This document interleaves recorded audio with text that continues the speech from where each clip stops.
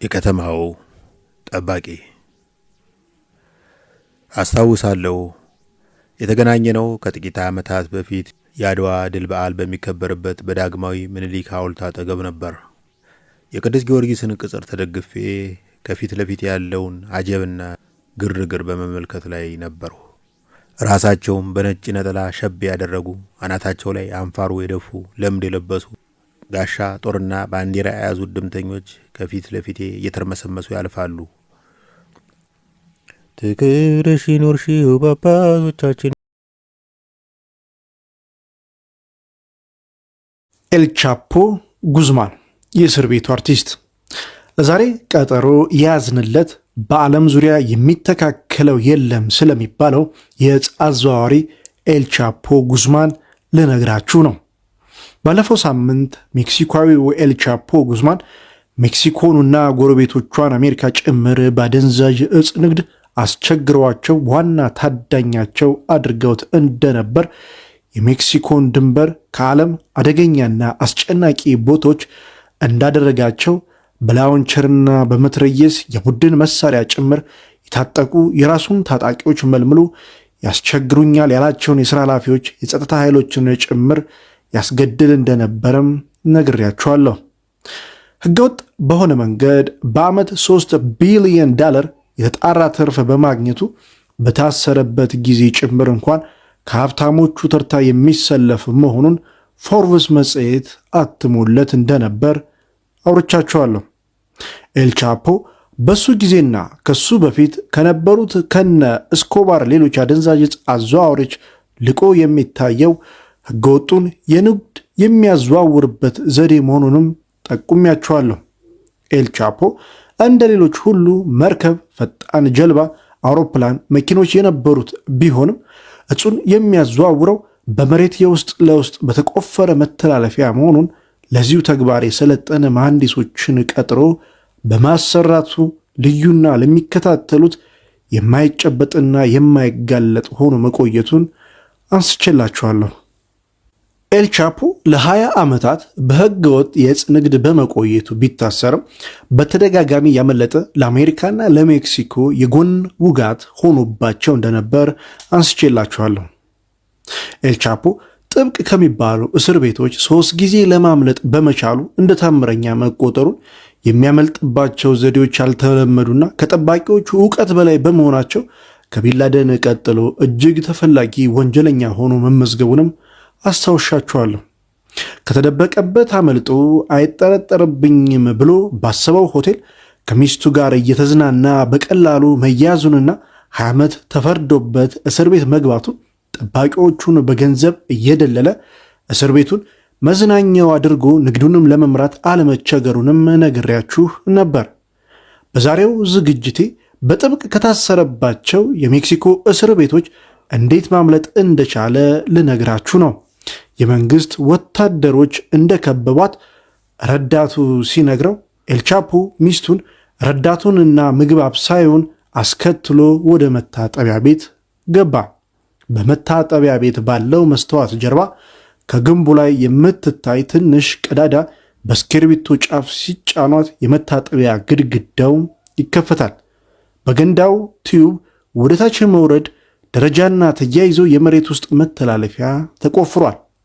ኤል ቻፖና ተከታዮቹ በዚያ መተላለፊያ መልጠው ከዋሻ ወጡ። ለካ ከመታጠቢያ ቤቱ ጋር የተያያዘ የዋሻ መተላለፊያ ተገጥሞ ኖሯል።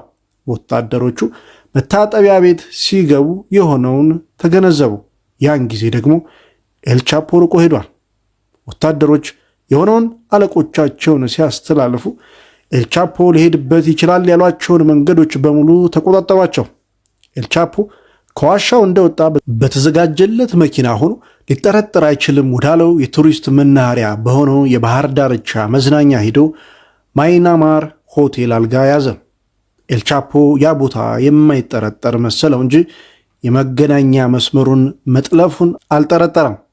ማንኛውም የድምፅ ግንኙነት ለጸጥታ ክፍሉ ስለሚደርስ ያለበትን ቦታ ለማወቅ አላስቸገራቸውም። የተከታታይ ጥምሩ ኮሚቴ ከረዳቶቹ ጋር ግንኙነት ሲጀምር ያለበትን ቦታ አወቁት። ማይማር ሆቴል የአልጋ ክፍል ቁጥር 401ን በረገዱ ገቡ። ይደርስብኛል ብሎ ያልጠረጠረው ኤልቻፖ ከሚስቱ ጋር እየተዝናና ነበር። ወታደሮቹ ሰብረው ሲገቡ ሚስቱን አልጋ ላይ ኤልቻፖን በመታጠቢያ ቤቱ በር ስር እራቁታቸውን አገኛቸው። ከ13 ዓመታት ፍለጋ በኋላ ኤልቻፖ ተያዘ።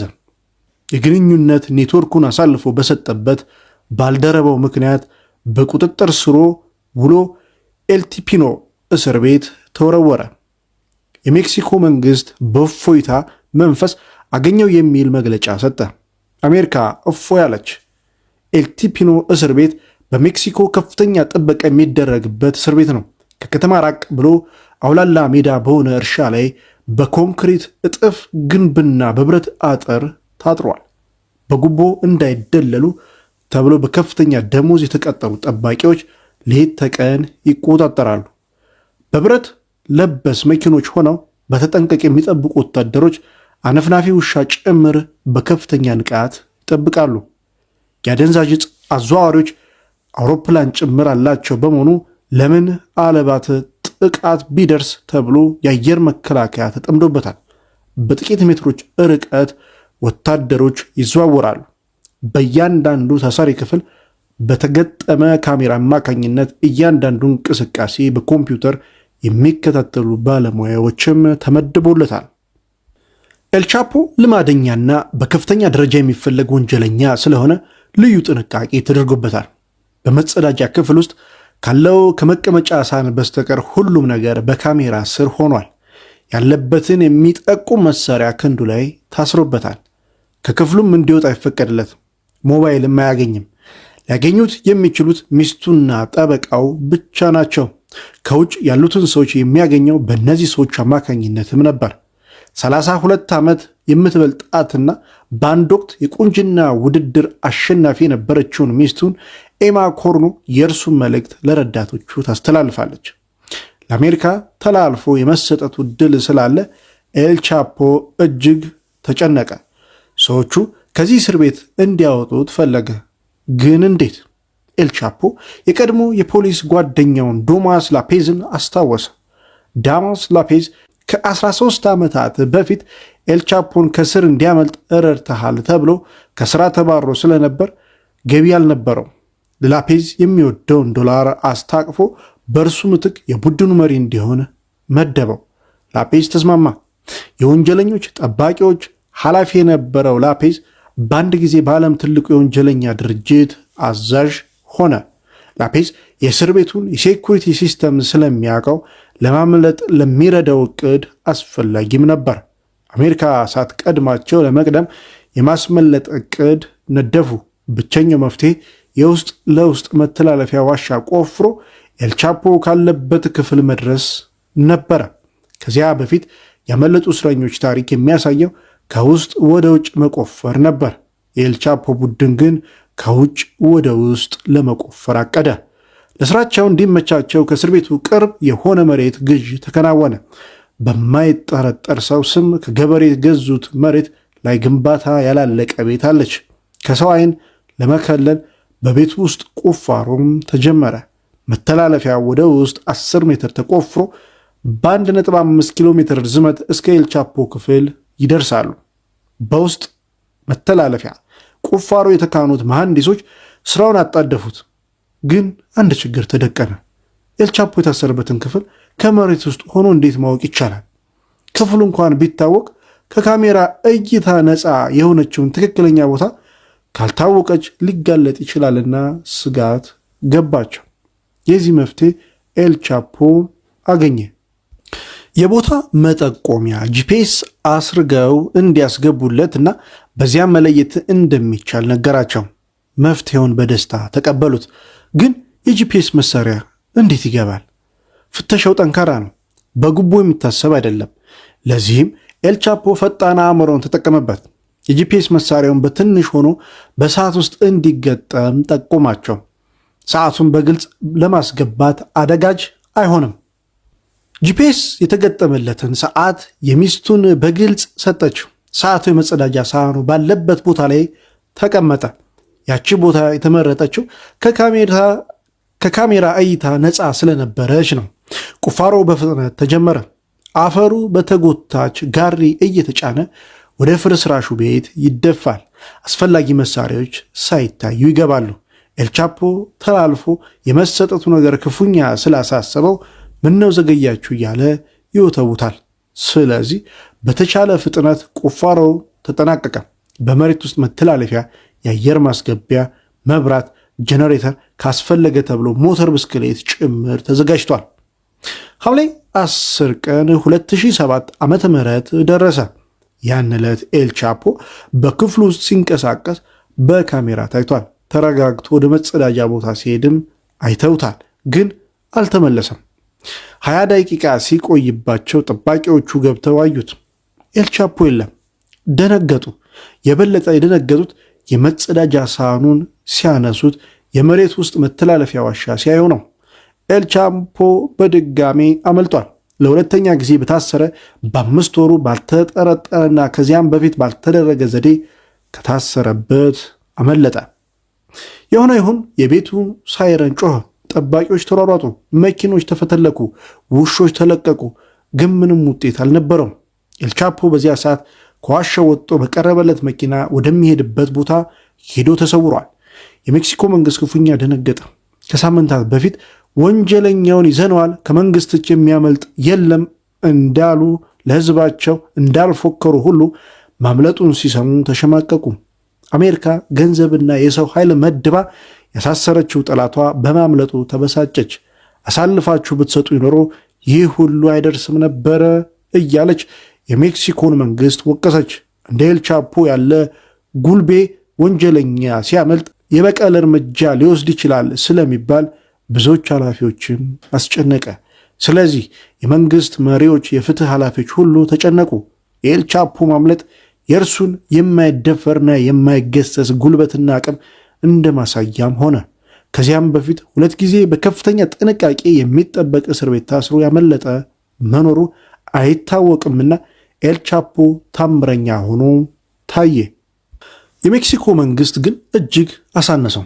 በሚቀጥሉት 5 ወራት ኤልቻፖ የት እንደሆነ አየው የሚልም ጠፋ። አሜሪካ ለጠቆመኝ $3.5 ሚሊዮን እሰጣለሁ ብትልም ሁሉም ጎመን በጤና ብሎ ዝም አለ። አሜሪካ ዘመናዊ ረቂቅ ቴክኖሎጂዋን ተጠቅማ ኤልቻፖ ያለበትን ለማወቅ ጥረቷን ቀጥላለች። ከሜክሲኮ የደህንነት ሰዎች ጋር ሆነው መደበቂያዎቹ ሊሆኑ ይችላሉ ያሏቸውን ቦታዎች በአይነ ቁራኛ ይከታተላሉ። የኮሚኒኬሽን መሳሪያዎቻቸውንም በሚጠሩበት ቦታዎች ሁሉ አጠመዱ። አንድ ቀን ያልተለመደ ድምፅ ተጠለፈ። አያቶቻችሁን፣ አክስቶቻችሁን ስለሚመጡ ተዘጋጁ የሚል መልእክት ነበረበት። የመረጃ ተንታኞች አያት የተባለው ኤልቻፖ ሊሆን ይችላል ብለው ከፍተኛ ጥርጣሬ አደረባቸው። ስለዚህ በዚያ ቦታ ልዩ ትኩረት ሰጠው ዙሪያ ገባውን ተከታተሉ። በሦስተኛው ቀን 3 መኪኖች ተከታትለው ወደሚጠረጠረው ቤት ገቡ። ማንነታቸው ግን መለየት አልተቻለም። ቤት ውስጥ የእንቅስቃሴን አይተዋል፣ ግን ኤልቻፖ መኖሩን ሊያውቁ አልቻሉም። ዘግይቶ ንግግራቸውን ሰሙ። አንደኛው ድምፅ የኤልቻፖ መሆኑን የጠለፈላቸው መሳሪያ ያረጋገጠላቸው። እንደተለመደው በድንገት ሳይሰወርባቸው ኮማንዶች ቤቱን ጥሰው እንዲገቡ ታዘዙ። ኮማንዶቹ ወደ ቤቱ ሲዘልቁ ታጣቂዎች በተኩስ ተቀበሏቸው። ድብልቅልቅ ያለ ተኩስ ሆነ። 5 ታጣቂዎች ሲገደሉ በከፍተኛ ጥንቃቄ የተሰማሩ ኮማንዶች ግን አልተጎዱም። ጠጣሩና ጥብቁን የውስጥ በር ቶሎ ለመክፈት ግን አስቸገረ። 8 ደቂቃ ታግለው ሰብረው ሲገቡ አንድም ሰው አልነበረም። ኤልቻፖ አመልጧል። ለ3ኛ ጊዜ አመለጠ። ለማምለጥ ይችላል የሚለው ስጋት አሜሪካኖችን፣ የሜክሲኮ ሹማምንቶችን ስላስጨነቃቸው ሳይውል ሳያድር ወደ አሜሪካ ተላልፎ እንዲሰጥም ወሰኑ። የከፍተኛ ፍርድ ቤት ዳኛ ኤልቻፖ በአሜሪካ ላይ በፈጸመ ወንጀል ምክንያት ተላልፎ እንዲሰጥ ወሰኑ። የእኛ ዳኛ ኤልቻፖ ወደ አሜሪካ ከመጓጓዙ በፊት በታጣቂዎቹ ተገደሉ። ግድያውን ለመበቀል እንደሆነ እንጂ ኤልቻፖን ወደ አሜሪካ መሄድ አላስቀረም።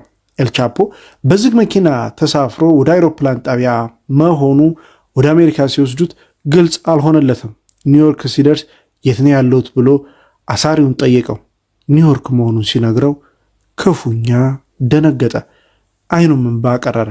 ድንጋጤውና የእንባ ማቅረር በተነሳው ፎቶ በግልጽ ይታያል። ለዓመታት ስታባረር የነበረውን ጠላቷን እጇ ስታስገባ አሜሪካ ተረጋጋች። ኤልቻፖ የፈራው አልቀረም። በኒውዮርክ ፍርድ ቤት በአደገኛ እጽ ማዘዋወር፣ ህገወጥ ንግድ በማካሄድ ሐሰተኛ ገንዘብ በማተምና በሺዎች የሚቆጠሩ ሰዎች ግድያ ተከሰሰ። በሁሉም ክሶች ጥፋተኛ ነህም ተባለ። ምህረት የማያሰጥ የዕድሜ ልክ እስራትና ተጨማሪ 30 ዓመታትን እስር ተፈረደበት። ይህ የአሜሪካ ህግ ነው። ከዚህ ውሳኔ በኋላ ነው ኤልቻፖ አድማክስ ፍሎሬንስ ወህኒ ቤት የተወረወረው። በከፍተኛ ወንጀለኛነት የተፈረደባቸው በጥብቅና አሰቃቂ አያያዝ የሚጠብቀው እዚያ ከመታሰር ገሃነም የተሻለ ነው የሚባልለት እስር ቤት ተወረወረ። ኤልቻፖ ላለፉት 4 ዓመታት የቆየበት የፍሎረንስ እስር ቤት አሰቃቂ ሆኖበታል። ከ3 ዓመታት እስር በኋላ የተፈታችው ሚስቱ እንድታገኘው መንታ ሕፃናት ልጆችን እንዲያይ ለፍርድ ቤት ያቀረበው ማመልከቻ እስካሁን መልስ አላገኘም። ሲኖላዋ እርሱ በሌለበት እንቅስቃሴው አልተቆረጠም። ስለዚህ የሥራ መሪ ነው ተብሎ ልጁ ስለተጠረጠረም ታስሯል። ገንዘብና ኃይል የፈለገውን እንዲያደርግ ያበቁት መንግስት ላይ መንግስት መስርቶ የኖረው ቢሊዮነሩ ኤልቻፖ የእጽ አዘዋዋሪው ኤልቻፖ የወደፊት ሕይወቱን በሚጠላው እስር ቤት ያሳልፋል። ገንዘቡና እውቀቱ ከዚያ ገሃነም እስር ቤት ለማውጣት እስካሁን አልረዱትም።